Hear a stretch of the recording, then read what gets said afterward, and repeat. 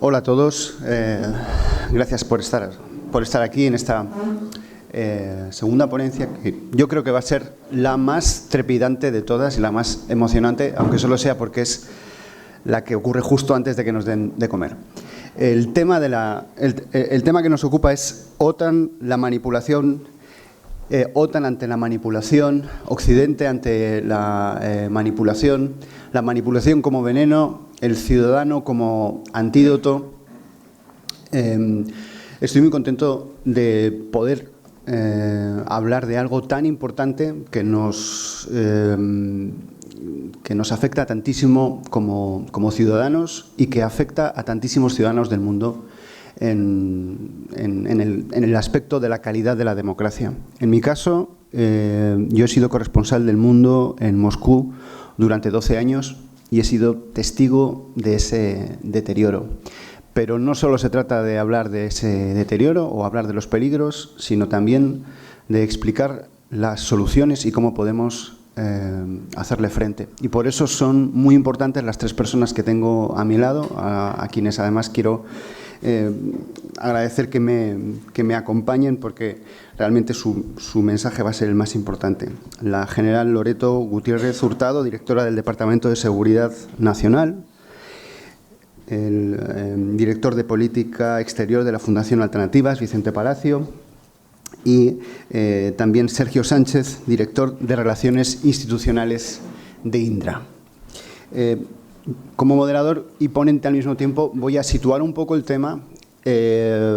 Conozco menos de las soluciones y he visto más de cerca crecer esos males y he visto más de cerca el foco, es decir, de dónde vienen y dónde se justifican y dónde se conciben, se forjan esas amenazas que de manera inadvertida nos encontramos en nuestra vida cotidiana como ciudadanos. Hay que decir que aunque hablemos de ciudadano como antídoto, ciudadano también es el veneno muchas veces y Rusia lo sabe bien. Es la razón por la que Rusia ha mantenido a sus ciudadanos lejos de la política. Y lo ha hecho así en la dictadura y en la dictablanda, digamos. Incluso en los primeros años del putinismo se forja, digamos, ese pacto tácito entre la élite y la sociedad de, bueno, los rusos no se meten en política y la política no se mete en la vida de los rusos. Es un pacto que funcionó así, con el consentimiento de ambas partes, hay que decir, durante muchos años, que finalmente ahora está completamente roto. Ahora sí que el gobierno ruso se mete abiertamente en la vida privada de los ciudadanos, enviándoles al frente en una guerra que no han podido elegir si librarla o no como país, o interrogándoles o sancionándoles simplemente por escribir algo en Facebook. Cosas que no pasaban hace unos años, que ahora sí pasan, pero ya es demasiado tarde para, dentro del país, ponerles coto, porque la ciudadanía ha entregado todo el poder en Rusia a su gobierno. Para que no pase eso en otros sitios, es por lo que son necesarios foros como el que estamos celebrando hoy. Hay que recordar además el perfil político del personaje, el perfil psicológico, de alguna manera. Vladimir Putin viene de los servicios secretos, que, como algún disidente ruso ha señalado, los servicios secretos están concebidos para asesinar el futuro. Se dedican a asesinar y entorpecer cualquier cosa nueva, en la creencia de que lo que tienen que hacer es proteger el pasado, prolongar el régimen. No saben exactamente qué será lo que mate al régimen, pero saben que será algo nuevo. Entonces van a por todas las cosas nuevas. Por eso una dictadura como la rusa se opone a todos los cambios, se opone a la integración de países que antes eran neutrales, que se integren en la OTAN, pero también se opone a nuevos modelos de familia o de relaciones entre hombres o de relaciones entre mujeres. Se opone a la descarbonización, se opone a un montón de cosas y está continuamente hablando del pasado en el que se les traicionó con la democracia y con el cambio. Por eso, cada vez que ha habido manifestaciones en Moscú, el régimen ha dicho que estaban siendo manejadas desde fuera, porque no se concibe el cambio como algo legítimo, como algo que pueda venir de dentro. Y al mismo tiempo se ve el cambio fuera, forzado, como una oportunidad. en Rusia ven su dictadura como un santuario y ven nuestra democracia como un casino donde pueden ir ellos a jugar, a apostar y a salir con cash. Y la manera de entrar en nuestras sociedades es la propaganda, las operaciones híbridas, injerencias de distinto tipo, ¿no? Financiando opciones radicales, y ahí están, por ejemplo, los pagos al Frente Nacional, dando cancha al separatismo en sus medios, dando cancha al extremismo con sus bots. Por eso Moscú parece muy comprometida en su lucha contra el fascismo y luego, sin embargo, en sus medios, en otros idiomas, aparecen supremacistas blancos norteamericanos, fascistas europeos, etcétera, etcétera. Por eso RT en alemán está denunciando que entran demasiados refugiados y RT en español está diciendo que no tratamos bien a los refugiados. Es decir, pueden decir una cosa y la contraria. Incluso muchas veces se trata de mentiras muy rudimentarias, pero esas mentiras rudimentarias, cuando son pillados en mentira, digamos, también cumplen una función, porque transmiten a nuestras audiencias y a nuestros electorados aquí la idea de que, bueno, de que todo es muy chapucero. Muchas veces la propaganda rusa y este tipo de injerencias no tienen el objetivo de convencer, sino de que la gente no crea en nada, que piense que hay poco de lo que fiarse. Al fin y al cabo, ven nuestras sociedades democráticas como una oportunidad para ellos y al mismo tiempo, digamos, para introducirse aquí y poder modificar nuestra agenda, y al mismo tiempo ven la democracia como una amenaza, como algo con el que nosotros queremos hacerles daño. Tiene cierto sentido, llegados a este punto en el que el régimen tiene 24 años y no hay, no se vislumbra un sucesor, porque la principal ideología ahora mismo es que quieren quedarse. Y precisamente la democracia se basa en que haya una cierta rotación al frente del gobierno. Por eso se concibe la democracia como algo con lo que Occidente quiere hacerles daño. Alguna vez que he hablado con algún asesor del entorno de Putin, hemos empezado la reunión con él intentando convencerme de los peligros del fascismo ucraniano, y la misma reunión ha terminado con él explicándome por qué la democracia es un mal sistema. Eso en la misma reunión. Se ve la democracia como una muestra más de la decadencia de Occidente, pero también como una herramienta de Occidente para debilitar a la Rusia eterna, a la Rusia inocente, la Rusia que no debe cambiar y que, si alguna vez cambió, fue bajo la presión de los de fuera en un momento de máxima debilidad. En este escenario que he descrito es cuando nos toca hablar de amenazas híbridas. Muchas veces hablamos mucho de ellas sin llegar a definirlas, y las personas que me acompañan creo que nos van a ayudar a poder identificarlas más fácilmente. Yo lo que puedo aportar es que Rusia ve Occidente como un campo abonado para ese tipo de injerencias, precisamente porque tenemos sociedades muy abiertas donde al gobierno se le hace responsable de casi todo. Sociedades muy abiertas donde todo el mundo tiene voz, donde gobierna la mayoría, pero las minorías tienen una relevancia exuberante comparado con lo que ocurre en Rusia, un país donde no existe una justicia independiente, por supuesto no hay sindicatos, ni huelgas, ni prensa independiente, etcétera. Por eso Rusia está jugando esos dos juegos. Por un lado, aprovechando las oportunidades que le ofrecen las democracias de los demás y protegiéndose en las trincheras o las almenas de la dictadura propia. La opción que tenemos es ir desmontando una a una esas injerencias, esa propaganda, esas mentiras, esa guerra híbrida contra nosotros, forjando una sociedad que sea responsable, pero que sobre todo sea crítica ante lo que pasa. Para terminar, me gustaría insistir en el momento actual en el que estamos, amenazados por una guerra que está relativamente lejos de nosotros, pero viniendo precisamente hasta el lugar en el que nosotros estamos. En esta guerra, el objetivo de Rusia es algo que veremos en los próximos años, pero su planteamiento respecto a lo que somos nosotros es que no solo se trata de que ellos tengan más cañones que nosotros, sino de que nosotros estemos divididos sobre si debemos usar los cañones, sobre cómo debemos usar los cañones, si necesitamos más cañones, si necesitamos menos, etcétera, etcétera. Por eso, durante los últimos meses, y todavía nos queda por ver, Rusia va a apostar por determinadas narrativas en Occidente que van precisamente en ese sentido. En un primer momento, que concibamos la guerra como algo que está demasiado lejos, por lo cual no hace falta agitarse tanto. Y luego, en un segundo momento, que la guerra está demasiado cerca, que ya es demasiado peligroso y que lo mejor es no reaccionar demasiado.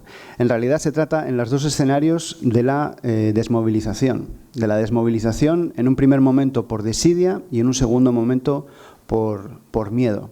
De ahí que Rusia en un primer momento dijese que era un disparate que fuesen a atacar y luego haya terminado defendiendo que era inevitable su ataque.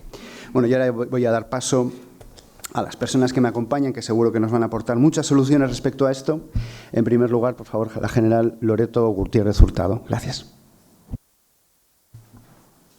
Muchas gracias. Pues lo primero, agradecer a la Asociación de Periodistas Europeos que me hayan invitado a este seminario, porque bueno, es un privilegio estar aquí con una audiencia como la que tenemos presente.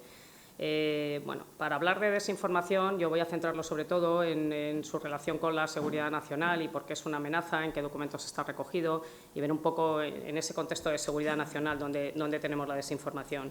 La desinformación, como ya se ha dicho en muchos foros, no es un fenómeno nuevo y ni siquiera como arma de guerra, ¿no? Sin embargo, lo que sí es diferente es que con las nuevas tecnologías y los cambios en las dinámicas de consumo de información, pues la capacidad que tiene esa desinformación o los actores hostiles en alcanzar, pues lo que se diría, el corazón de nuestras sociedades y desplegando campañas de desinformación, pues es mayor, tiene mayor alcance y además en un tiempo muchísimo más rápido, ¿no? Y permitiendo, pues, transmitir esas narrativas a distintos contextos geográficos y sociales, pues como he dicho, en un tiempo récord y de una manera pues es muy rápida, ¿no?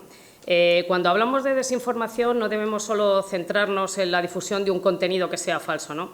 A día de hoy la verdadera preocupación no es solo el contenido, sino el carácter manipulativo con el que se difunden estas campañas. En este sentido, el Servicio Europeo de Acción Exterior ha definido el término de injerencia y manipulación extranjera de la información, FIMI, por sus siglas en inglés, como un patrón de comportamiento de carácter manipulativo y llevado a cabo de forma intencional y coordinada que tiene el potencial de afectar negativamente a nuestros valores y procesos democráticos. Y ahí la palabra valores yo la quiero resaltar, luego volveremos un poco sobre ella. Con este tema se ha constituido en la Unión Europea la denominada caja de herramientas FIMI o FIMI Toolbox, que define pues, diferentes mecanismos que las instituciones y los Estados miembros cuentan para hacer frente a este tipo de amenazas, desde la alfabetización mediática hasta las acciones diplomáticas, pasando por regulaciones como la reciente Ley de Servicios Digitales, ¿no? Las acciones de desinformación en general buscan, entre otros, pues, contaminar el espacio informativo, neutralizando así pues, la capacidad que tienen los ciudadanos de participar en el debate público y mermando la cohesión social y la confianza en las instituciones democráticas y hasta en los propios procesos electorales, como ya se ha visto. Reflejo de esta evolución, pues el último análisis que aparece de percepción de riesgos, del que ya también hablaba el Segenpol en su introducción, que está recogido en el informe de seguridad anual de 2023, pues subraya la preocupación que tiene la sociedad por las campañas de desinformación y el empleo del ciberespacio para fines irregulares. También hay que comentar que en ese informe se recoge que las campañas de desinformación son las que la percepción que hay es que son las que más van a empeorar en los próximos años, ¿no? Este aspecto cobra especial relevancia, si cabe, por ejemplo, en un año como el 2024, en el que más de 70 países pues, van a entrar, están en calendario electoral, por lo cual esto tiene mucha repercusión, por lo que decíamos antes, que a veces se pone incluso en duda los procesos electorales.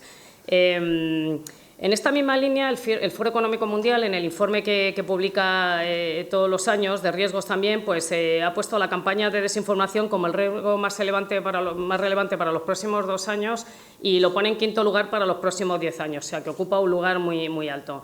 En su análisis de riesgos destacan el incremento de las capacidades disruptivas de este tipo de tácticas y subrayan cómo esto, unido a un mayor acceso a las tecnologías sofisticadas como la de generación de contenido multimedia mediante inteligencia artificial, pues llevarán a muchos actores a difundir campañas de desinformación con el objetivo de incrementar las divisiones sociales, la violencia ideológica y la represión política. Lo que estábamos hablando de que con las tecnologías actuales pues es más fácil difundir desinformación.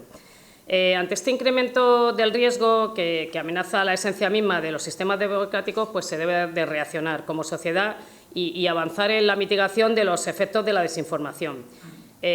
Como decimos siempre, la democracia se asienta en la capacidad de los ciudadanos de conocer lo que está pasando para tomar decisiones informadas. Y aquí vuelvo, informadas, esa es la palabra esencial. Para poder tomar una buena decisión tenemos que tener una información veraz, si no, no estaremos tomando decisiones correctas. Y por ello la libertad de expresión y la libertad de prensa son pilares esenciales para que pueda existir la democracia. Yo pongo un ejemplo, es quizás muy simple, pero digo, cuando hacemos un trabajo, me refiero a un trabajo, una publicación, el que escriba publicaciones o una tesis, todos, cuando hacemos referencia, hacemos una anotación abajo de que esta es la fuente que hemos elegido, nos preocupamos de elegir fuentes que sean veraces, en elegir expertos. Bueno, pues eso, si lo transponemos a nuestro día a día, debería de ser igual en nuestro día a día. Si fuésemos capaces en un día de tomar una serie de decisiones y poner abajo de dónde las hemos referenciado, pues tendríamos que ser un poco selectos sobre lo que elegimos para tomar nuestras decisiones en el día a día, ¿no? Y eso es una labor de cada uno, eso es una labor de cada uno, no es una labor que venga impuesta, es una labor que tenemos que hacer cada uno. Nosotros en la Estrategia de Seguridad Nacional de 2021 se incluye por primera vez las campañas de desinformación como dentro del listado de riesgos y amenazas. En la de 2021 hay 16 riesgos y amenazas y es la primera vez que se incluye, ¿no? Y también se establece una línea de acción para la elaboración de una estrategia que llamamos de segundo nivel, que emanan todas de la Estrategia de Seguridad Nacional para la lucha contra las campañas de desinformación que defina líneas de actuación pues, para limitar su impacto. La desinformación, como hemos dicho, con frecuencia busca desestabilización de países democráticos, ¿no? Y ataca a los puntos débiles y facilita la injerencia de potencias extranjeras, como se comentaba antes, pues, por ejemplo, puede ser Rusia, que hacen uso de estas estrategias. Y se trata de ataques que son muy baratos, no hay que hacer grandes inversiones, de eficacia probada y a veces muy difíciles de atribuir, y lo que también se hablaba antes, a veces no es que sea difícil de atribuir, es que a lo mejor ni siquiera es un delito, no es que haya que atribuírselo a nadie, ¿no? Por lo que la disuasión por el temor a la represalia pues pierde fuerza, porque si no se pueden atribuir o realmente no es un delito y además cuesta un poco, pues son fáciles de llevar a cabo. En este punto pues, cabe destacar el riesgo de las campañas de desinformación cuando estas además se ejecutan como parte de estrategias híbridas más amplias, de las que también se hablaba, y que estas estrategias pues, se caracterizan por ser coordinadas y sincronizadas, porque apuntan deliberadamente a vulnerabilidades sistémicas de los Estados e instituciones democráticas y por utilizar una amplia gama de medios y acciones para lograr sus objetivos, entre ellas pues, las campañas de desinformación, ciberataques, la manipulación del derecho internacional, la subversión, el terrorismo o la presión económica, entre otras. En 2013, el general Gerasimov, que también se comentaba en el documento que nos han enviado, que era el jefe de Estado Mayor de las Fuerzas Armadas rusas, pues publicó un artículo titulado «El valor de la ciencia en la anticipación», que dio lugar a la conocida doctrina Gerasimov, en la que el general reflexionaba sobre cómo hacer frente a las acciones que consideraba que Occidente estaba llevando a cabo contra Rusia. Y en él se indicaba que las reglas de la guerra habían cambiado, ¿no? Lo que se traduce en palabras de un periodista, de Leonid Verashchitskiel, en el que el contenido de los métodos de confrontación están cambiando en la dirección del empleo extensivo de medidas políticas, económicas, diplomáticas, informativas y otros medios no militares aplicadas contando con la participación, además, del potencial de protesta de una población. Lo que estábamos hablando de eso, de por qué hay países que a lo mejor no dejan tanto intervenir a la población. La población tiene mucho peso, sobre todo en las democracias, como no puede ser de otra manera. En este contexto, Rusia utiliza las campañas de desinformación en el marco de una guerra constante de la información, tanto en tiempos de paz como en tiempos de guerra, y dirigida a los que considera adversarios estratégicos, especialmente a países de la Unión Europea y de la OTAN. Así queda además reflejado en el concepto de política exterior rusa, adoptado en marzo de 2023, donde se refieren al espacio informativo como una nueva esfera para la acción militar, donde se difumina la línea entre medios militares y no militares de confrontación interestatal. Un claro ejemplo de estos métodos de confrontación pues, fueron los observados en la anexión de Crimea en 2014, ¿no? En la que pues, Rusia ejecutó una campaña en la que seguramente pues, tendremos mucha más información. Más recientemente pues, hemos sido testigos de cómo Rusia ha usado la desinformación en el marco de la invasión de Ucrania, en primer lugar con objetivo de disipar los rumores de cualquier invasión para, una vez iniciada, pues como ya se comentaba también, justificarla tanto doméstica como internacionalmente, retratándola además como una guerra entre Europa y Rusia, cuando realmente pues, no era así, ¿no? Entre las campañas desplegadas, todos recordamos aquella pues, que acusaban al gobierno ucraniano de genocidio, de estar desarrollando armas biológicas en colaboración con Estados Unidos, pues, entre otras. Asimismo, pues, se ha utilizado desinformación para culpabilizar a Europa de la consecuencia que la guerra está teniendo en todo el mundo, por ejemplo, atribuyendo la crisis alimentaria a las sanciones impuestas por la Unión Europea. Si salimos de Europa, pues vemos claramente los efectos de esta campaña de desinformación, pues también en África, en Latinoamérica, incluso en el sudeste asiático. Podemos ver cómo esta narrativa está teniendo impacto. Por ejemplo, un ejemplo de ello fue el llamamiento del presidente de Senegal, que entonces era presidente de la Unión Africana, al levantamiento de las sanciones contra Rusia, cuando estas se empezaron a producir. Con todo esto, pues queda patente que las injerencias extranjeras y la difusión de campañas de desinformación pues pueden llegar a suponer una amenaza para la seguridad nacional, que, como define nuestra Ley de Seguridad Nacional, es la acción del Estado dirigida a proteger la libertad, los derechos y bienestar de los ciudadanos, garantizar la defensa de España y sus principios y valores constitucionales, así como a contribuir junto a nuestros socios y aliados a la seguridad internacional en el cumplimiento de los compromisos asumidos. Por ello, en la lucha ante cualquier amenaza es esencial una acción alineada en el marco de la Unión Europea, también de la OTAN.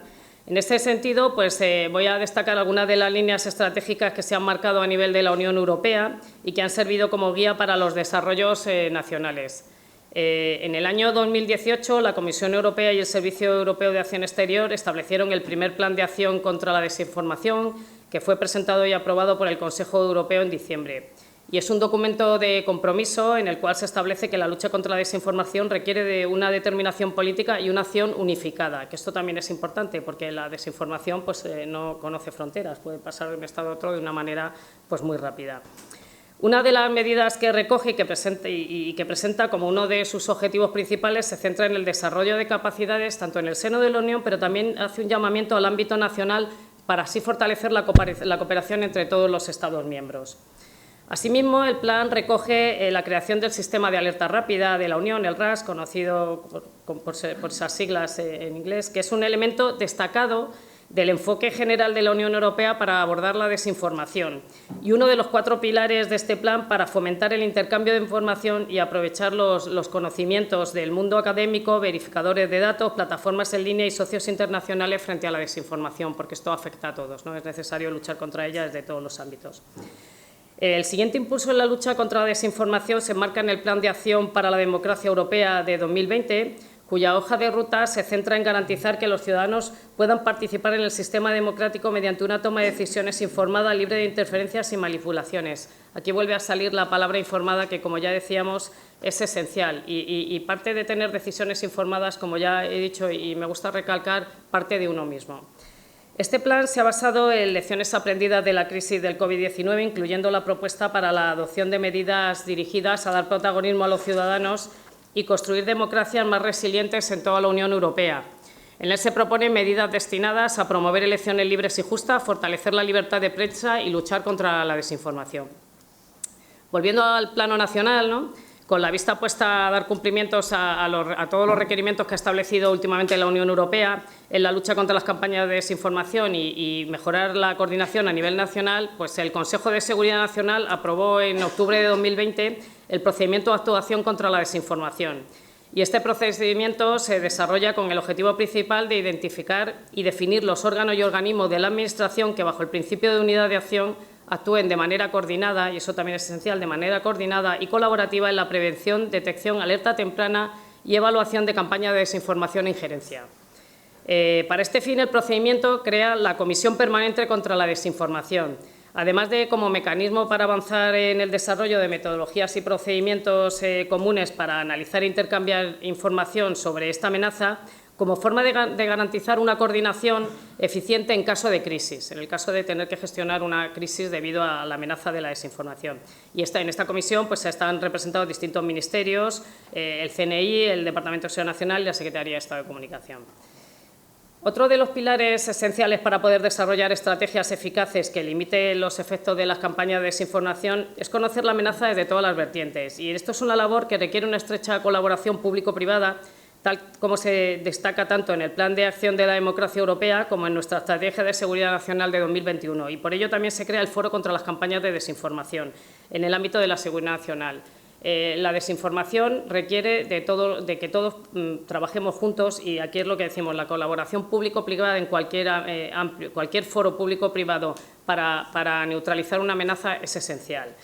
La iniciativa del Foro contra las campañas de desinformación pues han colaborado ya más de 100 expertos de diferentes ámbitos de la academia, la sociedad civil y el sector privado y ha permitido conocer mejor los riesgos asociados a la inteligencia artificial, las tácticas utilizadas por Rusia o el potencial de radicalización violenta que tienen ciertas campañas de desinformación, entre otros temas, ¿no? Actualmente el Foro cuenta con diversos grupos de trabajo que esperan publicar sus resultados a final de este año. Con anterioridad pues, ya se han publicado otros 2 volúmenes que tienen distintos trabajos sobre desinformación y que si no los han leído pues están disponibles en la web del DSN y yo creo que son trabajos muy importantes que han realizado expertos y que bueno, pues aportan muchas soluciones y mucha información sobre la desinformación. Ya, por último, destacar que mediante la mejora de las capacidades de los distintos Estados miembros y el incremento de la resiliencia de nuestras sociedades se construye pues, el pilar básico para abordar los riesgos de las campañas de desinformación tanto en el campo de la Unión Europea como de la OTAN. Es importante pues, avanzar en normas internacionales que suscriban estas prácticas y, por supuesto, pues, fomentar la concienciación frente a este tipo de amenazas.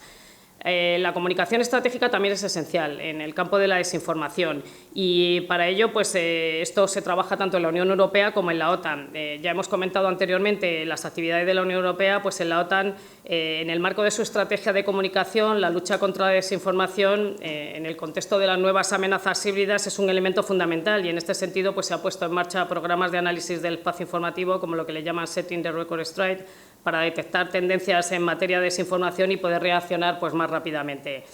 También en 2014 crearon el Centro de Excelencia STRATCOM de la OTAN en Riga y con ello pues, también se ha contribuido a mejorar y a trabajar en temas de desinformación. En uno de sus informes pues, se ha visto que han detectado 17 grupos de influencia que emplean bots, redes sociales y contenidos generados por inteligencia artificial para desacreditar a la OTAN. Y pues, también es importante, ya se ha mencionado también antes, pues, el tema de donde tenemos desplegadas nuestras tropas, pues también es importante poder prevenir campañas de desinformación que puedan poner en riesgo por la labor que allí se realizan o sus actividades en los despliegues.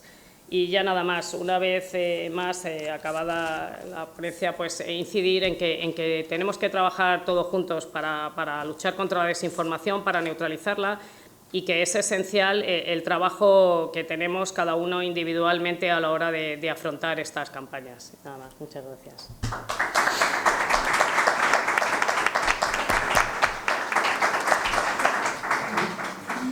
Muchas gracias. Vicente Palacio, director de Política Exterior de la Fundación Alternativas. Todo tuyo. Gracias, Xavier. Pues muy buenos días y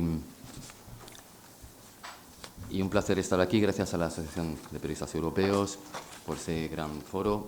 La verdad que estoy aprendiendo mucho de mis compañeros también y de lo que he estado escuchando estos días.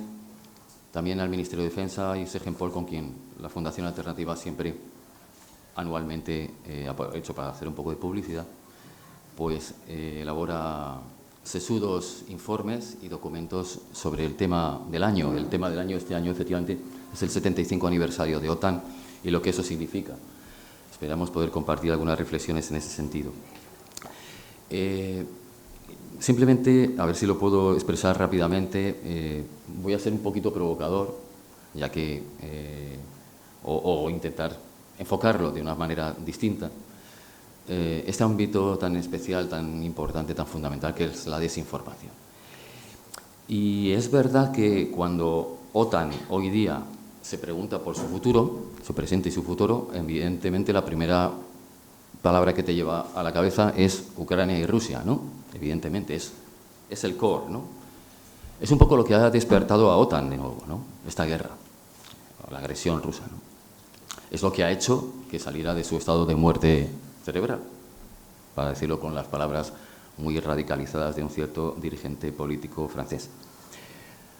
Posiblemente, desde luego, no estaba en muerte cerebral, estaba en otro estado latente y, desde luego, con una potencialidad de utilidad que hoy está muy clara y se nos presenta como una necesidad. La seguridad euroatlántica es fundamental y hoy la Unión Europea, ¿no es cierto?, y hablo desde un punto de vista europeo y europeísta, la realidad es que no puede, obviamente, garantizar lo que es la función esencial de OTAN, que es la disuasión. Esto lo tiene que hacer OTAN y lo tenemos que hacer bien. Ahí, ¿qué nos encontramos? Nos encontramos con que yo creo que hay que poner el frame correcto a la pregunta, a la cuestión.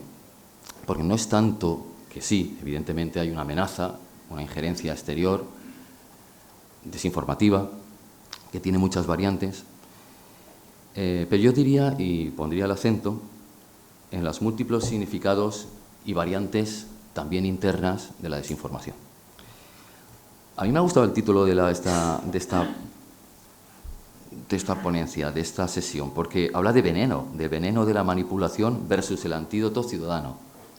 O sea, estamos pensando que la ciudadanía va a poder, de alguna manera, si la conducimos bien y ponemos los mecanismos institucionales correctos, va a poder ir en la buena dirección para contrarrestar lo que le llega o bien de fuera, o bien del Kremlin, o bien de Beijing, o de Teherán, o bien de el barrio de al lado, o de su ciudad de al lado, o de su organización social de al lado, o de su partido de al lado. Todo eso es desinformación. Ahora bien, hay que, por supuesto, diferenciar. Manipulación viene por actores públicos y privados. Tenemos un problema también con las plataformas, con la regulación de las plataformas. Y esas plataformas, que entre ellas que tienen que ver con Meta, con Facebook, con TikTok, etcétera, no las ha inventado Putin, ni las ha inventado, que se sepa, Xi Jinping. Quiero decir con esto, tenemos estructuralmente un problema en nuestras sociedades, que no son democracias liberales al uso decimonónico, ni siquiera ya son democracias sociales como las habíamos entendido después de la Segunda Guerra Mundial, o sea, con estados del bienestar. Son democracias mediáticas, Y ahí, efectivamente, yo creo que es el marco donde se juega que el ciudadano, los ciudadanos, en este caso europeos, occidentales, del marco euroatlántico, podamos reaccionar a lo que nos viene y ir en la dirección correcta. Y no es fácil en una sociedad, o en un marco de polarización extrema, donde los bulos, según nuestros estudios, hemos hecho un estudio en Fundación Alternativas, citando también otras fuentes, se propagan 6 veces más rápido que las noticias verdaderas, o que los clics, ¿no?, a los bulos son 700 veces mayores que las noticias normales o que podemos dar por verdaderas. O sea, en ese contexto de turbopolítica, donde priman los argumentarios sobre los argumentos, o sea, tenemos argumentarios, pero tenemos pocos argumentos. Cuando eso ocurre sistemáticamente en nuestras sociedades democráticas, liberales, de los socios de la Alianza Atlántica o de la Unión Europea, véase ampliado, el espacio euroatlántico, tenemos un problema. De manera que lo que estamos viendo es, por un lado, entra muy fácil la injerencia exterior y ahí, la general Loreto lo ha dejado muy claro, ahí estamos poniendo a nivel gubernamental, a nivel europeo, frenos, barreras a esto, barreras que intentamos que lleguen a controlar esos procesos, que sirvan de filtros de lo que le llega a los ciudadanos para que la ciudadanía pueda tener derecho a una información veraz y a tiempo, insisto, veraz y a tiempo, que es lo que marcan nuestras constituciones y nuestras leyes, ¿verdad? Digo esto porque en la nueva OTAN o alianza que queremos construir, y hablo desde una perspectiva, insisto, más europea, europeísta, este aspecto de las democracias es fundamental. Y claro, esta mañana se decía, bueno, por ejemplo, ¿no?, hay democracias que, bueno, pues no están funcionando muy bien, pero no va a pasar realmente mucho nada porque hay contrapesos, sea en Estados Unidos o en Europa. Pero la verdad es que vemos que estos contrapesos se van debilitando. No quiero citar aquí el programa de la Heritage Foundation, lo digo porque se ha hablado aquí de si qué pasará si viene o no viene Trump, ¿no? O vuelve Trump 2.0, pero es evidente que es un asalto absoluto a las instituciones democráticas como las habíamos conocido. ¿Puede haber barreras a eso? Puede haberlas. Puede haberlas en Europa, en algunos países muy vecinos que tenemos, podrían funcionar, pero puede que otras no funcionen tan bien.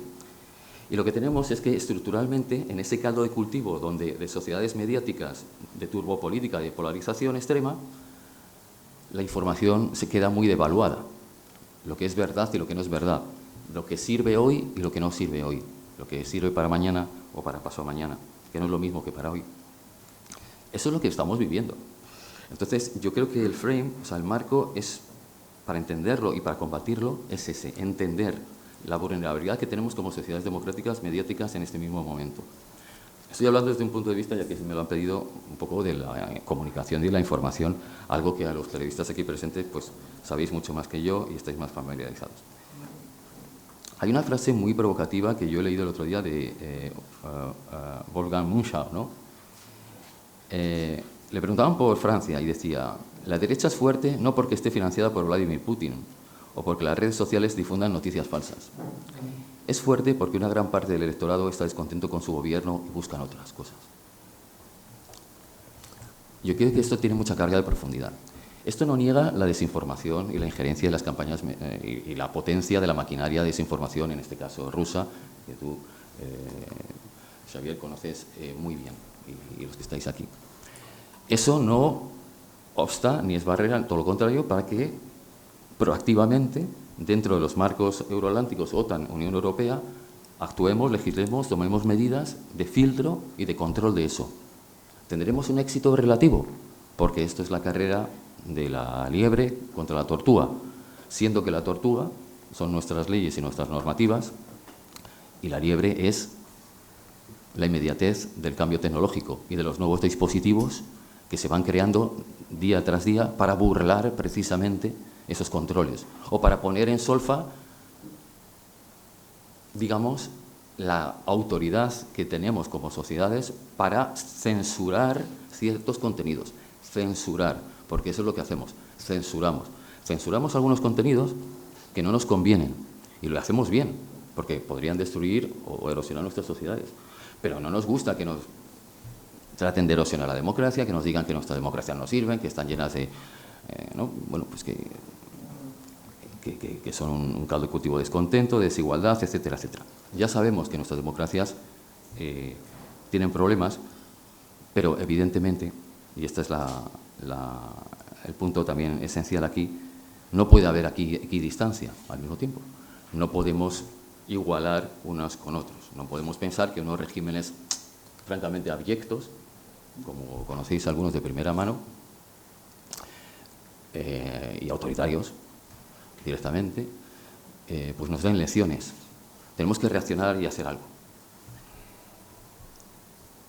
Pero yo creo que, y esta es la reflexión para la nueva OTAN, estamos en un momento que si lo planteamos la nueva Guerra Fría en términos también, no solo, pero también de democracias versus autocracias, estamos obligados ahora, muy bien, podemos hacer eso, sirve como leitmotiv, eso moviliza a la gente. Yo tengo mis dudas de si electoralmente está movilizando cada vez menos en Europa, pero bueno, y en América, pero todavía movilizan. Pero eso nos obliga a establecer estándares de exigencia muy altos en términos valóricos, en términos de valores democráticos, de Estado de Derecho y de respeto a una pluralidad informativa. Y ahí, en ese debate, vamos a estar mucho. Vamos a estar mucho, porque si la nueva Guerra Fría se acelera, es también una nueva Guerra Fría informativa y mediática, ahí tendremos que tomar opciones difíciles. Y por los motivos, por supuesto, de seguridad nacional, habrá que hacerlo a veces. O sea, a ver, tenemos que cerrar medios, tendremos que prohibir propaganda pura y dura de medios públicos de esos regímenes. Yo creo que no es muy eficaz y creo que tiene derivadas algo contraproducentes. Estoy pensando en el cierre, en el shut-up de Sputnik y RT, ¿no? Obviamente una medida inmediata, más que justificada y necesaria, pero yo creo que quizás lo dejo ahí, no sé si demasiado eficaz como para combatir, ¿no? Estoy terminando porque luego queremos tener un breve debate. Perdonad este excurso es un poco teórico-filosófico, pero ya que el almirante Segen-Pol, Juan Francisco Martínez Núñez, ha hablado también de esto, de la importancia de la ciencia, pues estamos intentando hacer un poco de ciencia de esto, también de establecer patrones regulares y comportamientos predecibles y establecer opciones que nos parezcan, si no las mejores, las menos malas. Quiero decir con esto que en este mismo momento la legitimación de OTAN, ¿no? Una OTAN ampliada a 32, 22 países de ellos son Unión Europea, va a depender mucho de la calidad democrática y de los controles de la, digamos, pureza o de la calidad de los controles que pongamos a la desinformación interna. Y cómo podamos hacer el balance entre poner barreras a la desinformación, pero al mismo tiempo no caer en la autocensura, digamos, o digamos en una desinformación o directamente en la propaganda. Claro, como somos sociedades libres, efectivamente, y tenemos instituciones que nos permiten jugar a ese juego, o sea, un juego abierto, el peligro es limitado, pero está ahí y por eso estamos legislando, por eso la Comisión ha legislado, por eso tenemos la Ley Europea de Medios de Comunicación, la Ley Europea de Inteligencia Artificial, la Ley de Servicios Digitales. Si queréis, podemos hablar de eso. Estoy terminando ya, lo prometo. Volviendo a algo de lo que, por último, habló Paola, representante de OTAN en España, la oficina, creo que es muy importante que enmarquemos la desinformación, efectivamente, como un fenómeno transversal a los tres pilares de acción que presenta ahora mismo OTAN. Uno, lo habéis dicho, la disuasión y la defensa. ¿En qué medida la lucha contra la desinformación o una información veraz o facilitar buenos canales, digamos, de comunicación veraz nos ayuda a la difusión y a la disuasión y la defensa? A ese objetivo. Pensemos. ¿Va a consistir exclusivamente en propaganda? Propaganda en el buen sentido. O sea, propaganda es decir lo bueno que tiene OTAN, todos los beneficios que nos reporta OTAN, incluida la disuasión nuclear y, por ejemplo, a lo mejor silenciar o dejar un poco de lado el riesgo, precisamente, de conflicto nuclear. Estoy poniendo un ejemplo. Estoy pensando en la opinión pública, lo que puede en un momento dado sentir la opinión pública. Vamos, por ejemplo, como dice el nuevo concepto estratégico de OTAN, a combatir amenazas híbridas o ataques híbridos que pueden ser masivamente desinformativos. Les puede llegar una noticia de que se está invadiendo, de que Riga está a punto de, ¿no? O que de Kaliningrado están sobrevolando, ¿no? Aviones rusos. ¿Y qué hacemos?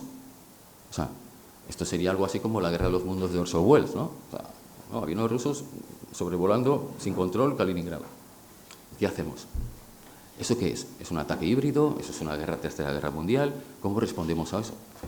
El nuevo concepto estratégico de la OTAN dice que hay que responder, o que se puede responder adecuadamente y proporcionalmente. Bueno, es una cuestión, ¿no?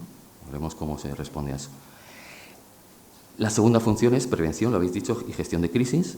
Ahí es cómo gestionamos el tema de la desinformación, la propaganda y la censura, en un lado, en unas direcciones y en otras, en conflictos que tenemos ahí, Ucrania y Gaza. No hace falta que os recuerde, puesto la propaganda, ¿no? Y toda la maquinaria, ¿no? Propagandista de Putin, negando la nación de Ucrania, descalificando, ¿no? Hablando de desnazificación, cuando realmente un partido como Svoboda, pues, ¿no? Está ya fuera del Parlamento. Pero hemos tenido una voladura del Nord Stream 2, ¿no? Y del 1 a la mitad, y hemos tardado un año en reconocer que habían sido los servicios ucranianos, secretos de inteligencia ucranianos, en colaboración con los polacos. A lo mejor es que no nos atrevíamos a decírselo a un público, a una mayoría, digamos, mayor de edad en Europa occidental, pero yo creo que podíamos haberlo dicho antes, y no solo fue gracias al New York Times, ¿no? Pero realmente ahí vamos a encontrarnos con situaciones muy complicadas de que en el marco, insisto, de múltiples escenarios de Guerra Fría, que pueden ser escenarios o teatros en Europa, o teatros en Sahel, o en Oriente Medio, vamos a tener que tomar decisiones en el nivel informativo de qué informamos, si informamos a tiempo o a destiempo o qué. Porque os recuerdo, y sois periodistas, desinformación puede significar muchas cosas. Yo tengo apuntado aquí 4. Infrainformación. Se informa, pero se informa de parte, parcialmente, no de todo. Sobrecarga de información, evidente, ¿no? O sea, sobrecargas y entonces la información se desvalora totalmente. A destiempo. Bueno, sí, te he informado, pero es que te lo he dicho dentro de un año, ha pasado un año. Te he dicho que quién hizo esto, quién voló esto, quién asesinó en Burja, quién...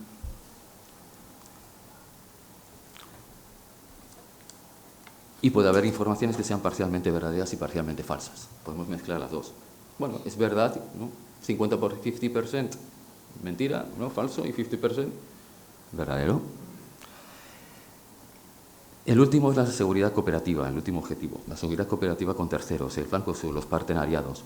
Y Paula se refirió antes a eso. A mí esto me genera, sí, la necesidad de que efectivamente y la complejidad de trazar puentes informativos, comunicativos, con gobiernos y sociedades para ganar las mentes, no solamente a los gobiernos, sino ganar las mentes de los ciudadanos de países que no están convencidos de que la OTAN sea una buena solución. Porque nosotros sí estamos convencidos. Tenemos muy claro que en este momento la OTAN es una solución. Para los europeístas lo vemos como un matrimonio de conveniencia. A lo mejor no lo vemos como amor, ¿no? O sea, como un enamoramiento. Lo vemos como un matrimonio de mucha conveniencia, de qué es lo que necesitamos y que no tenemos otra, y que tenemos que avanzar por ahí. Cada uno tendrá la visión que quiera, pero esta visión pragmática la tenemos, pero no la tienen otros. Y basta, y con esto termino, basta presenciar la cumbre, haber atendido un poco la cumbre en Suiza, bueno, el otro día, para darnos cuenta de lo que estamos hablando, que el flanco sur, que el sur global, ahí hay muchísimo trabajo que hacer y yo ahí me pregunto, también es la pregunta dirigida a los que conocen mejor OTAN, ¿qué piensan hacer con eso? Porque creo que no es una tarea fácil. Muchas gracias.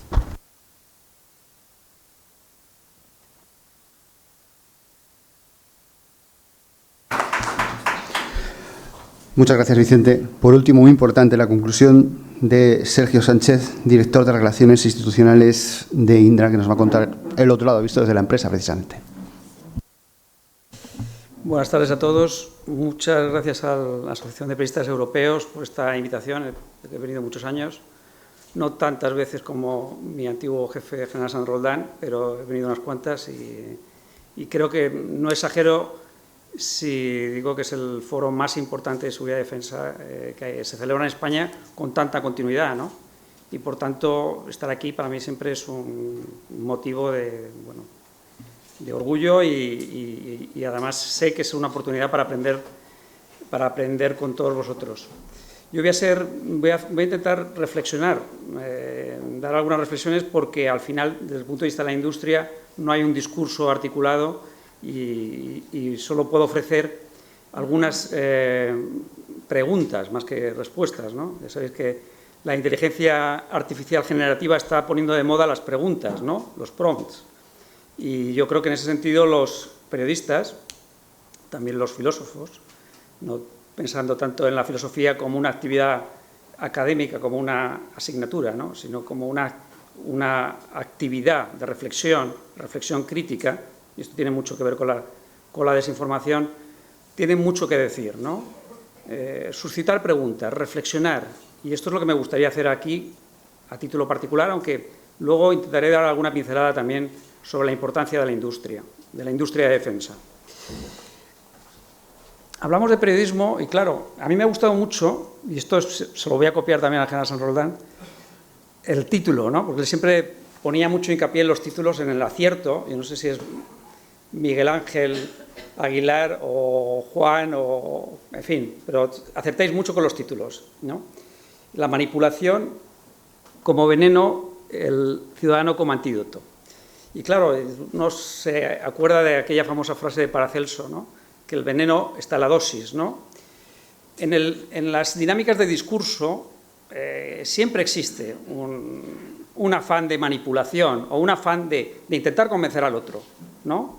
Ese principio de sinceridad o de realidad es importante, sobre todo cuando hablamos de democracias. Las democracias, una de sus grandezas es precisamente que no hay una verdad aceptada, porque si solo uno tuviese la verdad, pues entonces vendría el autoritario. De hecho, lo que vemos en los perfiles, digamos, extremos y en el autoritarismo es una figura que tiene la solución para todo. Por tanto, solo puede ser un loco, ¿no?, un iluminado, porque en realidad, en un mundo tan complejo como el que vivimos, el que tiene la solución para todo, pues es quiero decir, sabemos que está equivocado. Es decir, el falibilismo es propio de la democracia y también el intento de convencer al contrario de que tus argumentos son mejores. Y, por tanto, hablamos de dosis y hablamos de una línea que es muy fina, y transitar en ese hilo, pues, en ese alambre, es muy complicado, ¿no? Al pensar en este foro de periodistas, que yo creo, insisto en que es muy importante que se hable de desinformación con periodistas, y pues me acordé de un autor que yo releo de vez en cuando y aconsejo a todos los periodistas que lo hagan, que es Karl Kraus, ¿no?, gran periodista austriaco, que dijo que Viena, tiene esa caracterización de Viena, de la Viena del fin del siglo XX, como el laboratorio de la destrucción del mundo, ¿no? Decía que Viena era el laboratorio de la destrucción del mundo. Si pensamos no en la destrucción, porque voy a ser bastante positivo, yo creo que vivimos en un mundo mucho más seguro, yo soy muy optimista, pero si lo llevamos a nuestro tema, al tema de la desinformación y de la seguridad, yo diría que el laboratorio de las amenazas a la información está en el periodo inmediatamente posterior al fin de la Guerra Fría, a la caída del muro de Berlín. Yo creo que ahí se produce un periodo sobre el que tenemos que volver, porque es muy reciente, desde el punto de vista histórico fue hace un segundo. Todos recordamos la expresión dividendos de la paz, en el que pensábamos con un gran optimismo que la democracia se iba a imponer, ha salido ya Fukuyama, el fin de la historia, en fin, que la democracia se iba a imponer de una forma normal, las democracias liberales, y que no había que hacer nada más, ¿no? Entonces, yo creo que en esa reflexión de pensar que estaba todo hecho, hay mucho de lo que nos ha pasado después y mucho de lo que tiene que ver con el fenómeno de la desinformación como amenaza a la seguridad. Hay un libro que cito en un artículo que presentamos ayer, por cierto, publicado en Tribuna Norteamericana, presentamos ayer en la Casa de América, un libro que a muchos les sonará, de Jean Baudrillard, que es La guerra del Golfo no ha tenido lugar, ¿no? En esta reflexión que hacía Baudrillard, él decía, en la disuasión tan continuada de la Guerra Fría, ha producido un efecto de autodisuasión. De modo, esta reflexión está hecha en la Primera Guerra del Golfo, y ya el muro de Berlín acaba de caer, y lo que él dice, Baudrillard, es muy interesante, porque viene a decir, vamos a ver, las potencias occidentales tienen tanta potencia militar, tanto que se tienen que autolimitar. Y eso es lo que ha provocado el primer concepto que me gustaría poner sobre la mesa, que es el de la guerra asimétrica, ¿no? Bien, en el campo de la desinformación hay un paralelismo con la autodisuasión, que yo creo que es la autocensura. La autocensura es ciudadana y periodística, las dos es muy importante. Es un fenómeno parecido al de la autodisuasión. Como la otra persona está diciendo una cosa que es descabellada, pues no sé, niega que el hombre haya llegado a la luna, o yo qué sé, pues entonces nos autocensuramos y no decimos, bueno, pues no le contrarrestamos, ¿no? Y llevado al ámbito de la geopolítica, todos recordamos que en la Guerra Fría las potencias occidentales hicieron un enorme esfuerzo, sí, de propaganda, sí, pero también de reflexión y de contrarrestar al otro lado, ¿no? Y existían emisoras de radio como Radio Liberty o The Voice of America o Radio Free Europe, que a nosotros nos pueden parecer incluso, pues eso, demasiado propagandísticas, pero que muchos ciudadanos que están ahora en nuestros En la OTAN escuchaban con avidez y eran fuentes de información. Todos recordamos los congresos por la libertad de la cultura. En fin, hubo un gran esfuerzo, hubo una gran batalla en el ámbito cultural. Entonces, volviendo al escenario de la guerra asimétrica, el conflicto asimétrico, que es el que nos encontramos justo antes de la caída del muro de Berlín y posteriormente también, ¿no? Una vez que la disuasión hacía imposible, el escenario de autodestrucción mutua hacía imposible el conflicto bélico, el conflicto asimétrico, con el terrorismo, el secuestro. Por cierto, vuelvo a poner la nota positiva, estamos muchísimo mejor, hay muchísimo menos terrorismo que había en aquella época y que había hace 10 años. Vamos progresando y eso es muy importante, porque el mensaje del miedo también es un mensaje desinformador. En esa guerra asimétrica era muy importante el lenguaje, siempre lo ha sido. Por eso el periodismo y la lucha contra la desinformación tiene que ver con una reflexión constante. O sea, todos hemos, si nos ponemos en ese momento de la historia, de la amenaza, en esa fase de la lucha asimétrica, pues recordamos la mala utilización del vocabulario con el terrorismo, ¿no?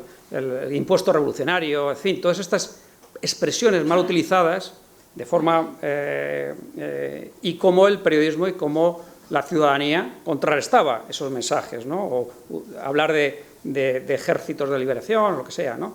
Para no referirse a un acto criminal, ¿no? Esa fase dio lugar a lo que ya se ha comentado aquí, citado por la doctrina Gerasimov. Creo que la siguiente fase es la de la guerra híbrida o el conflicto híbrido, ¿no? Ahí yo creo que nuevamente lo que vemos es la utilización o la confluencia del dominio ciber con este otro de desinformación tradicional, de propaganda. Se suman los dos y además pues, un país en concreto, que es Rusia, hace una utilización clarísima en el caso de Moldavia y en el caso de Ucrania Oriental, clarísimo, ¿no? Bueno, y yo creo que hay un tercer nivel en el que estamos ahora y ese tercer nivel es el de las operaciones multidominio, ¿no? Donde ya pues, los tres dominios tradicionales, tierra, mar y aire, le añadimos el espacio exterior, tenemos el ciberespacio y tenemos el dominio cognitivo, ¿no? Que es este que estamos hablando, el dominio cognitivo.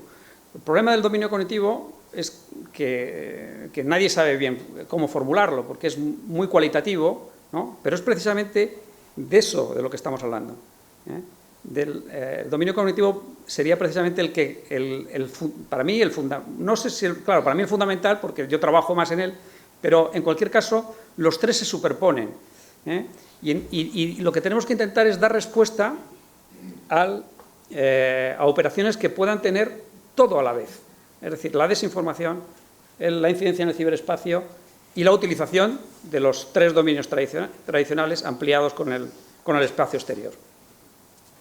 Entonces, ya saben ustedes que esto nace una doctrina del año 2012, creo recordar, Capstone, de Estados Unidos, pero yo creo que todos los ejércitos occidentales y la OTAN pues, lo está asumiendo como doctrina, porque lo que las nuevas tecnologías están acelerando de una forma increíble es la unión de todos, la simultaneidad de las operaciones en todos los dominios y su, combinación. He dicho que iba a ser breve y creo que no lo estoy siendo, entonces voy a intentar resumir en algunas... por cierto, que el concepto de posverdad, fundamental en este sentido, nace también en los años 90, en el año 92. Se pone de moda recientemente, pero nace en esa época. O sea, esa época posverdad, posmodernidad, posvalores para algunos, en los que Occidente pierde, digamos, la fortaleza de sus valores, yo creo que es fundamental para entender lo que nos está pasando, ¿no? Bueno, pues yo añadiría simplemente algunas reflexiones. En primer lugar, nuestro mundo es más seguro y menos violento. Eso hay estudios que lo avalan. Steven Pinker ha publicado algún sesudo estudio sobre este tema y los datos lo avalan. Insisto que la doctrina del miedo hace precisamente que se digan, ¿para qué vamos a invertir en seguridad? ¿Para qué vamos a...? Claro, porque la doctrina del miedo es muy perniciosa. En segundo lugar, decir que la OTAN, y aquí ha salido ya, pues goza de muy buena salud. Aquí se ha dicho, hemos pasado de 12 países, de los que por cierto no estaba España, a 32, en los que por cierto España es uno de los principales países de la OTAN, los principales contribuyentes de la OTAN.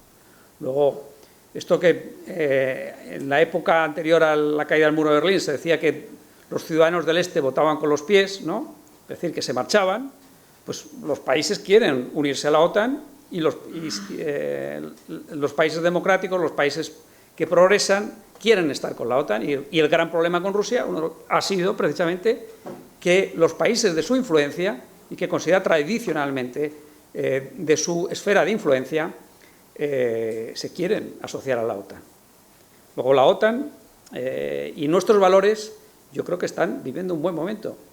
Segunda buena noticia. Fundamental, la conciencia estratégica ha salido aquí para luchar contra la desinformación, sobre todo en el ámbito de la seguridad, es fundamental desarrollar conciencia estratégica. España, por razones históricas, tiene una conciencia estratégica, vamos a decir, inferior o menor a otros países de la OTAN, ¿no?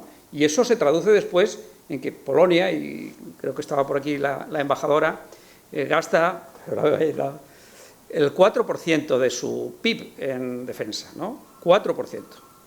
Y España pues, está haciendo unos esfuerzos enormes y el Ministerio de Defensa está haciendo unos esfuerzos enormes por ampliar ese porcentaje, pero estamos todavía muy lejos y, desde luego, acercarse a Polonia es muy difícil. Pero la conciencia estratégica de un polaco, y en esto si la señora embajadora quiere intervenir, pues es altísima, claro, es altísima. Sienten la seguridad como una amenaza existencial. Y yo estoy seguro que el flanco sur se defiende en Ucrania, estoy seguro de que todos debemos defender Ucrania, estoy absolutamente seguro. Creo que desde la Segunda Guerra Mundial no hemos vivido un alineamiento tan claro entre los valores y los intereses. Y vuelvo al principio, tenemos intereses, claro que tenemos intereses, pero este alineamiento de intereses y valores no lo hemos vivido desde la Segunda Guerra Mundial. Es decir, hay que apoyar a Ucrania. Y el flanco sur se defiende en Ucrania. Pero nosotros tenemos un flanco sur. España está muy cerca de zonas de conflicto. Luego, el papel fundamental de la industria de defensa, sin ninguna duda, aquí únicamente me permitiría hablar un poco de la industria de defensa. Sí, porque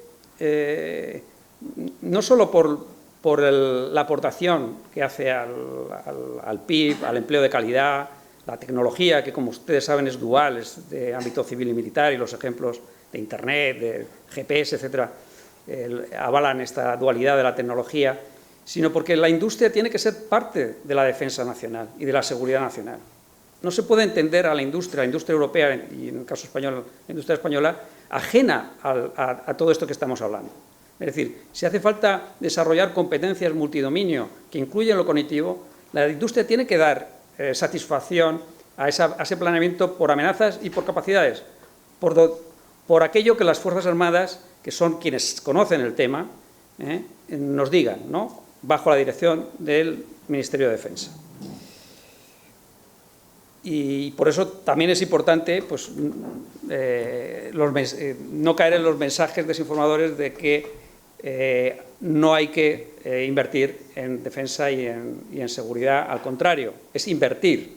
Nunca es gasto, es inversión, es desarrollo tecnológico, en fin. Y bueno, pues yo creo que aquí lo dejo. Y siento no haber sido tan breve como había anunciado. Muchas gracias.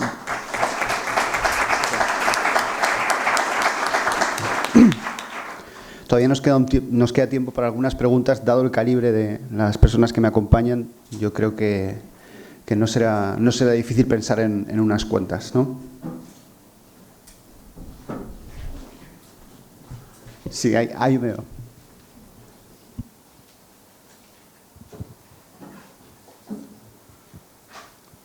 Sí, bueno, soy Miguel Ángel Aguilar para felicitar a los participantes en este debate, en la mesa. Se han tratado muchas cosas, pero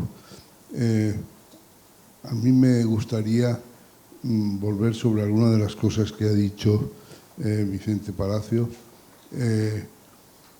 Estoy preocupado.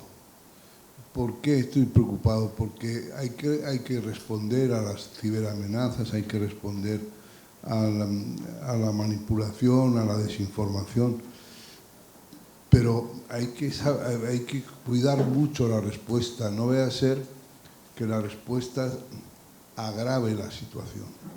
Es decir, esa respuesta tiene que dejar a salvo los valores por los que luchamos. Si luchamos prescindiendo de esos valores, pasando por encima de esos valores, pues les hemos hecho el trabajo a los que nos atacan. Y en esta, en fin, hablemos también de las realidades que parece que percibimos.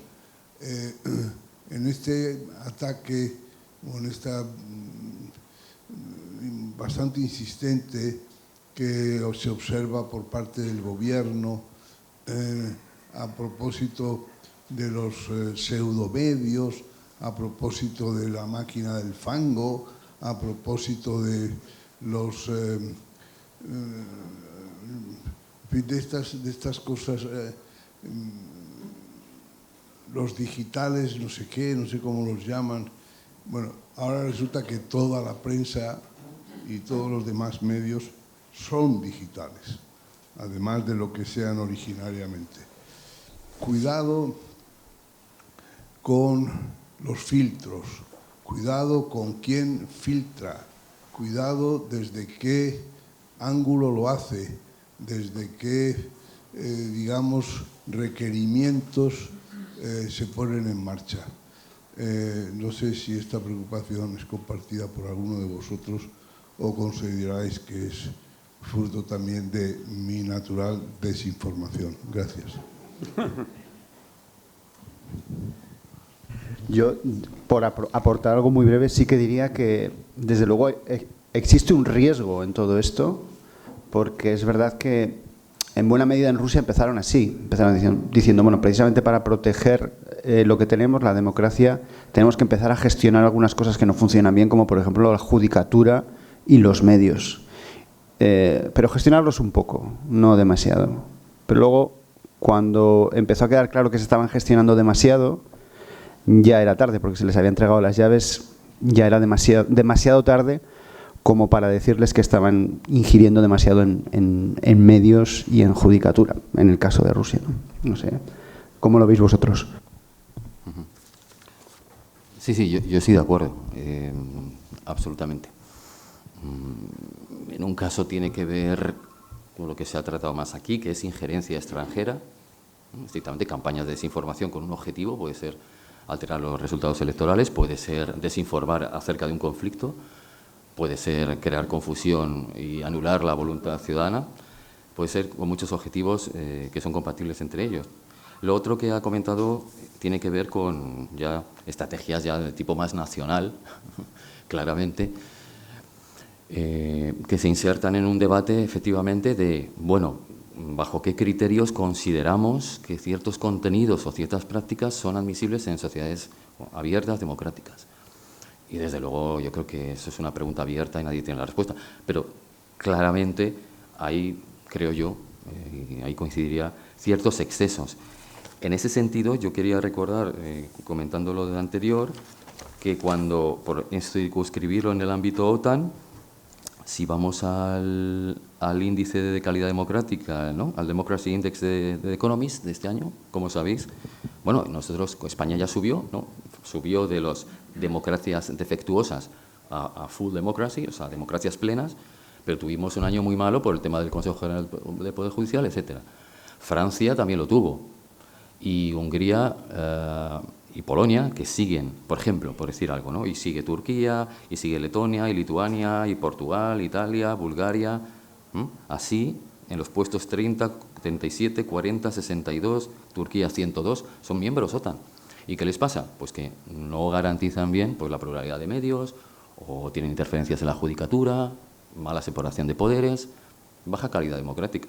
Cada uno tiene sus problemas, ¿no? Y cada uno gestiona la información pues ahí tenemos marcos europeos de acción y yo lo que decía es que aspiraba a que OTAN tuviera un marco propio, o sea, o que por lo menos la Unión Europea inspire, en cierta medida lo que pueda, cierta regulación en positivo, siendo conscientes de que la fórmula nunca va a ser óptima, siempre nos vamos a descabalgar, o vamos a dejar de un lado la seguridad, vamos a perder seguridad, pero vamos a ganar libertad. O vamos a generar más ruido, pero al menos garantizaremos el derecho de informar de cualquiera y como quiera. Es un equilibrio muy complicado. Gracias. Yo a este respecto, de lo que hemos hablado, cuando hablamos de la desinformación, que lo que decimos es que ya ha existido siempre, la desinformación ha existido, lo único es que hoy en día, con las herramientas y la tecnología que hay, que además va avanzando a pasos agigantados, pues la capacidad que tiene de influir la desinformación, la capacidad con la que se distribuyen o el tiempo en el que se distribuyen cierta desinformación, pues hace que la amenaza haya crecido. Por eso yo creo que es esencial, volviendo a lo que decía durante la ponencia, es que dentro de la Unión Europea, por ejemplo, hay unas leyes que están saliendo para regular, pero yo creo que más que en sí la desinformación, lo que se está viendo es que está regulando las herramientas, incluso está diciendo pues cómo tienen que ser ciertas plataformas, no en sí la desinformación muchas veces, porque estamos jugando ahora a un juego nuevo, o sea, no conocemos las herramientas que están saliendo, la inteligencia artificial, que puede ser muy buena y si se usa mal, pues muy mala. Todo esto que está surgiendo ahora es lo que se está intentando regular, porque hasta ahora no existía. La desinformación sí, pero eso no existía. Y muchas veces las leyes que se están poniendo están relacionadas con la forma en que se transmite. Evidentemente, estoy de acuerdo en que los valores se deben preservar y por eso también, volviendo a lo que decíamos antes, lo que es esencial cuando una amenaza es contra la seguridad nacional, y como decíamos, nuestra Ley de Seguridad Nacional lo que dice es que tenemos que intentar neutralizar toda amenaza que afecte a los derechos y al bienestar de los ciudadanos, ¿no? Entonces, esa es una parte esencial. Los ciudadanos tienen que seguir teniendo esos derechos, pero yo creo que está bien legislar, por ejemplo, a nivel europeo, a nivel OTAN cuando lo haya, porque así tenemos unos niveles comunes entre todos los países que estamos jugando juntos o que estamos en la Unión Europea. Y también sigo insistiendo en que al final los valores tienen que ser también de uno, ¿no? Y lo que hablamos con la desinformación, pues las normas exteriores muchas veces vienen, o las regulaciones que hay, pero casi en cualquier ámbito, no tiene que ser la desinformación, en cualquier otro delito o cualquier otra amenaza vienen porque los valores tienen que estar en uno y es la esencia de neutralizar cualquier tipo de amenaza en una más que en otra, en este caso de la desinformación, y además, como es el título de la ponencia, yo creo que el ciudadano es esencial. Aquí el ciudadano es esencial porque muchas veces hacemos de catapulta de toda esa desinformación que corre por las redes o por las plataformas o a veces hacemos que avance. Entonces yo creo que es un trabajo de todos, que las leyes que tienen que estar ahí, pero que cualquier amenaza que se neutraliza, de acuerdo a la seguridad nacional, está para preservar los derechos y el bienestar de los ciudadanos y además de nuestro territorio y nuestros principios, ¿no? Y por supuesto nuestros valores. Gracias.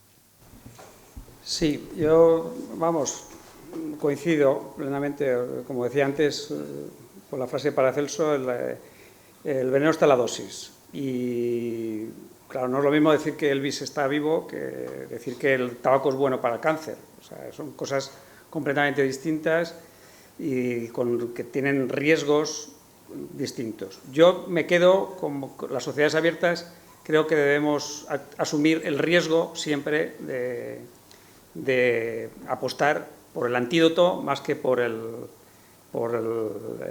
enfocarse en el veneno, ¿no? Yo creo que debemos tener campañas activas de información. Es decir, yo creo que en ese sentido la democracia o la industria de seguridad y defensa, o sea, las Fuerzas Armadas, tenemos que tener discursos activos y contar lo que somos y contrarrestar la información que sea falsa en positivo. Y a modo anecdótico y por hablar de este foro tan maravilloso, yo recuerdo, ahora está prohibido y creo que está muy bien, no voy a cuestionar una decisión que además tiene que ver con un conflicto en concreto, con una invasión criminal de un país, Rusia, a Ucrania, pero aquí a este seminario solían venir Sputnik y solía venir Russia Today y preguntaban y no pasaba nada. Es decir, que cuestión de dosis, cuando esos medios en realidad están al servicio de una potencia agresora, ¿no? Y tal, pues naturalmente hay que tomar una medida, pero es una medida extrema. Y aquí han venido y, bueno, y preguntaban y no pasaba nada. En el pasillo, una pregunta. Sí.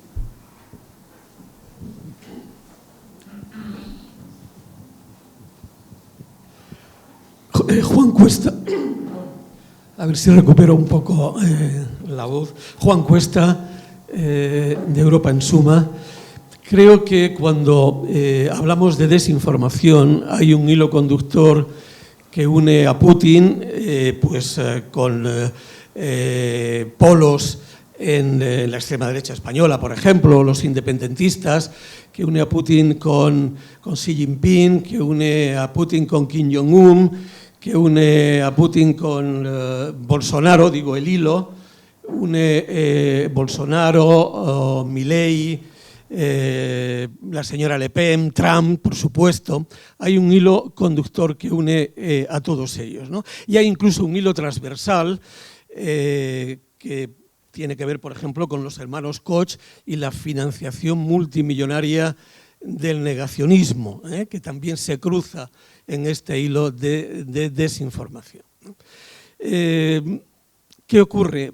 Pues que la dificultad de acometer herramientas o políticas adecuadas para neutralizar esto es tremendamente complicado.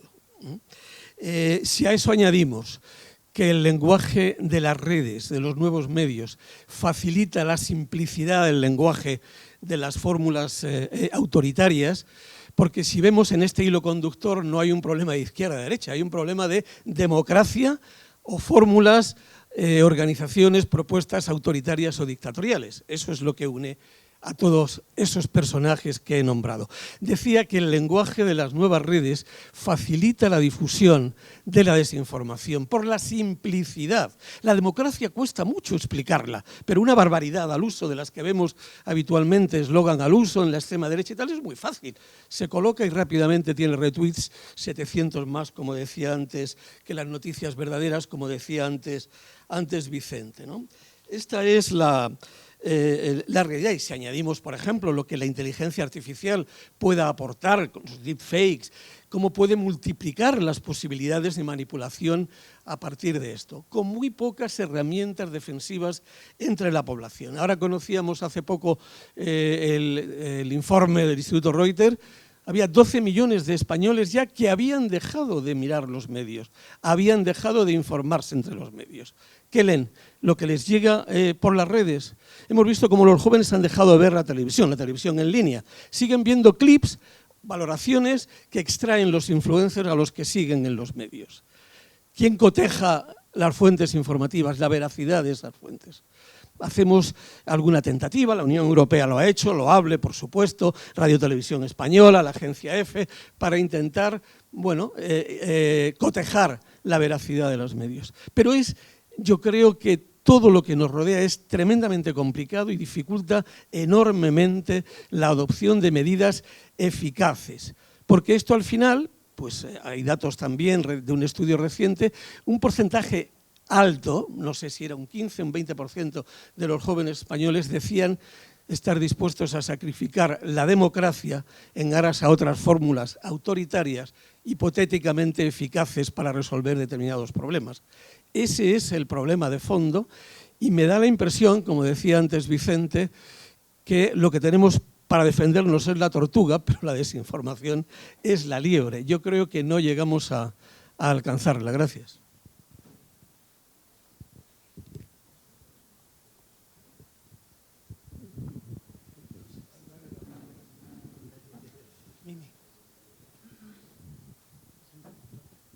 Sí, hola, me llamo Antonio Ramos, soy diplomático de carrera y voy a intervenir ahora con Carmen en la siguiente sesión. Solo quería hacer dos preguntas muy sencillas.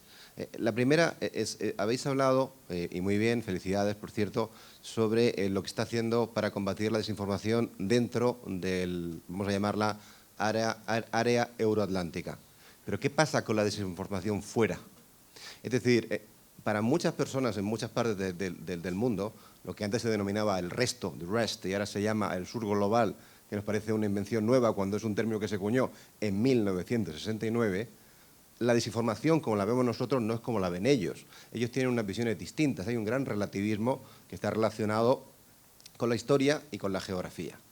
¿Qué hacer frente a eso? Porque eso realmente es algo muy importante si queremos, de alguna forma, vencer el relato de forma global y que luego tengamos problemas en foros internacionales. Creo que la general antes mencionaba lo que sucedió con el presidente de Senegal, que estuvo muy relacionado con la seguridad alimentaria y con los acuerdos sobre exportación de grano ucranianos y las narrativas que unos y otros impusieron. No es tanto aquí desinformación, parecería, cuanto narrativas que compiten. Acordémonos, por ejemplo, de Al Jazeera. Al Jazeera, cuando nació, se suponía que era un elemento de desinformación, pero si uno se va a Oriente Medio, el elemento de desinformación puede ser para mucha gente otros. Y la segunda pregunta tiene que ver con la inteligencia artificial generativa. Es decir, como bien se decía, esto es un fenómeno que va hacia adelante, y hacia adelante muy rápido. Yo tengo amigos en la industria que me dicen que el ChatGPT es una cosa ya casi del pasado. Que hay que pensar en Copilot, hay que pensar en otro tipo de programas, otro tipo de aplicaciones. El contexto ahora mismo de fractura geopolítica impide que nosotros podamos llegar a un régimen internacional, como lo ha habido en otros ámbitos, que regule la inteligencia artificial. La inteligencia artificial puede ser muy poderosa a la hora de generar mayor desinformación y unos bulos de una calidad inmejorable. No hablemos ya de voz o de imagen. En un contexto no europeo, insisto, imaginemos en África, imaginemos en Asia, donde tenga una grandísima relevancia. ¿Cómo industria y gobierno, desde un punto de vista europeo, norteamericano, occidental, podemos luchar frente a esto que se nos viene encima? Muchas gracias.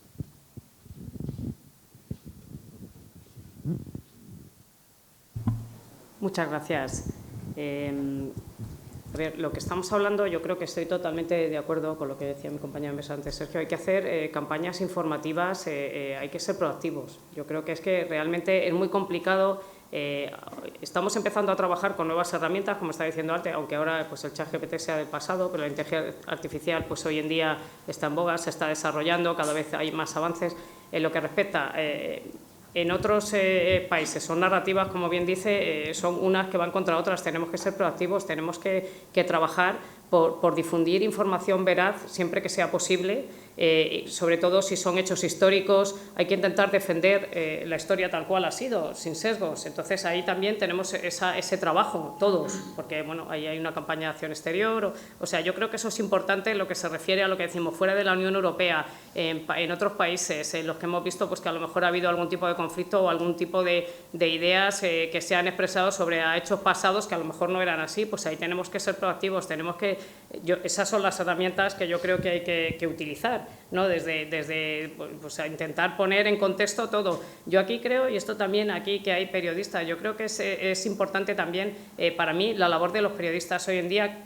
Cuanto más, vamos, casi más que antes, siempre lo ha sido, porque a todos nos gusta leer información con hechos veraces, nos gusta conocer los hechos tal cual son. Y entonces hoy en día aquí hay muchas campañas de desinformación, muchos medios que no, a lo mejor no son medios, lo que ya conocemos como estrictamente medios de comunicación profesionales. Pues ahí la labor de los periodistas para mí también es esencial, es tener esas campañas proactivas y defender su profesión, porque muchas veces se confunden unos medios con otros y yo creo que es esencial que yo creo que se comentaba el año pasado en la charla que hubo de desinformación, que estaba el general, para mí es esencial que seamos capaces de saber de qué medio nos podemos fiar en el buen sentido, o sea, que sean los que siempre se diga, oye, yo cuando me leo esto sé que hay una información veraz, eso es importante, eso es lo que los hace esenciales para mí. Entonces, en todo eso tiene que haber una narrativa que se base en hechos y que intentemos ser proactivos, porque muchas veces, cuando ya se ha extendido un bulo, cuando se están contando hechos que no son así, el trabajo que supone desmentirlo es tremendo, y al final a veces ni se consigue, porque eso ya circula por allí y luego lo que se consigue es que haya una letra pequeña en la que diga aquello que se dijo no era cierto y nadie ya lo sabe. Yo creo que ahí tenemos que ser muy proactivos en todo el tema bueno, pues sobre todo en temas históricos, que yo creo que por ahí va también un poco la pregunta, pues que ha habido algunos conflictos con algunos países. En temas de tecnología, de herramientas, pues ahora hablará también el tema de la industria.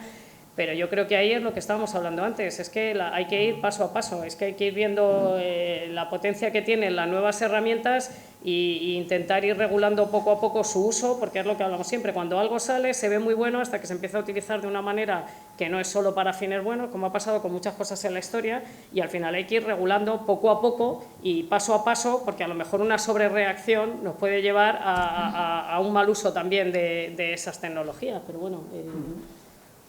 Complemento lo que comenta la directora del Departamento de Seguridad Nacional, que estoy absolutamente de acuerdo. La pregunta es muy pertinente, porque probablemente la principal amenaza después del narcotráfico en América Latina sea precisamente la desinformación, y eso es lo que dicen la mayoría de los estudios.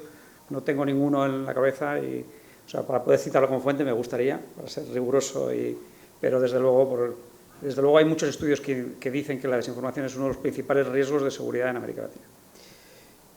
O sea, es muy pertinente. ¿Qué podemos hacer?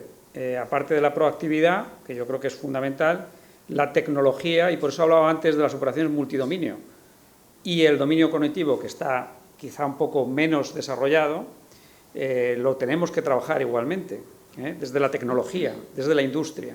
¿Cómo? Bueno, pues se está desarrollando ya software que es capaz de discernir si un vídeo es real o no, si hay un deepfake o no. Eso es lo que tenemos que hacer.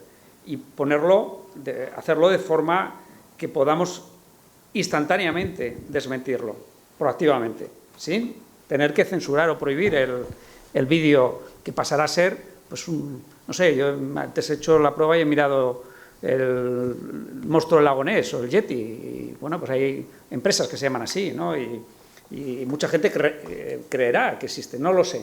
Lo que quiero decir es, lo más importante es la formación y la reacción proactiva, positiva, es decir, mire usted, esto, como se está haciendo con algunos verificadores de bulos en el ámbito de la información de los contenidos, ¿no? Pues también eso se va a poder hacer, y se está pudiendo hacer ya con tecnología para los deepfakes, y es de lo que se trata. Es decir, oiga, esto es falso. Si usted se lo quiere creer ya, pues no sé, pues, es usted libre, ¿no? Pero yo creo que eso, la reacción rápida.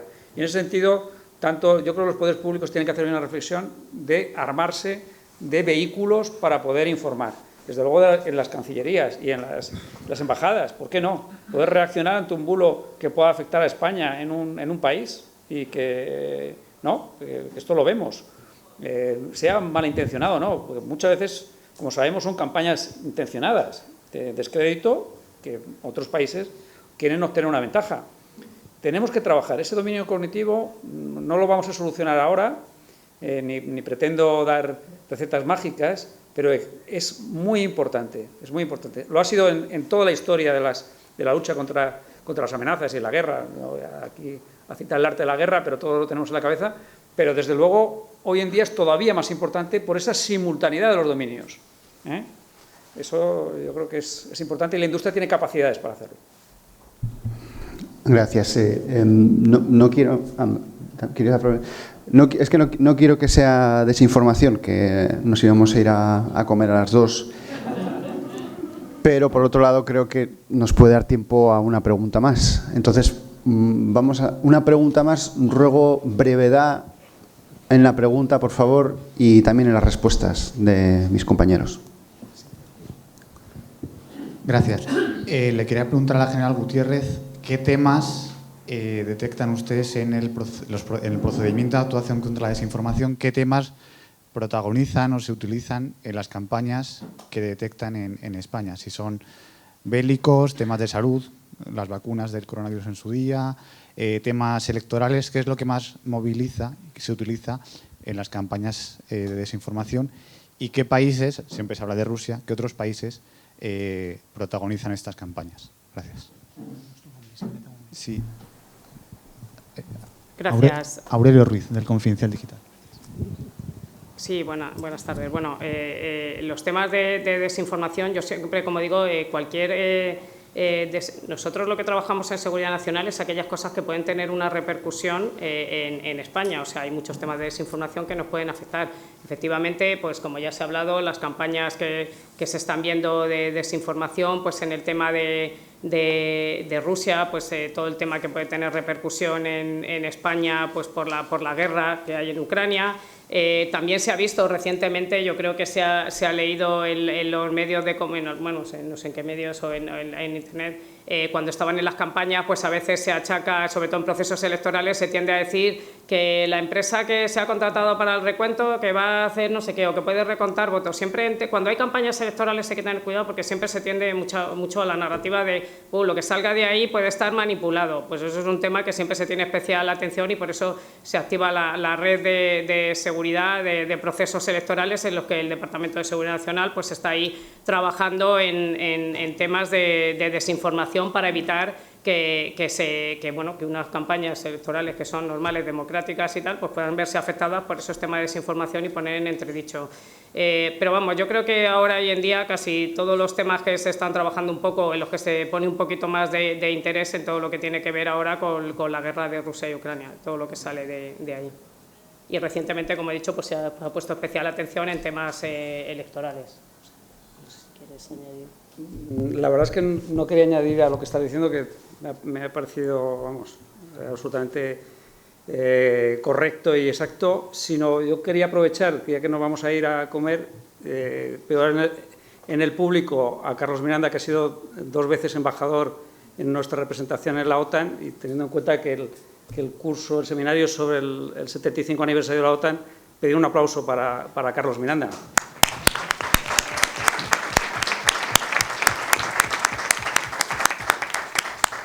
Ya te cedo la palabra.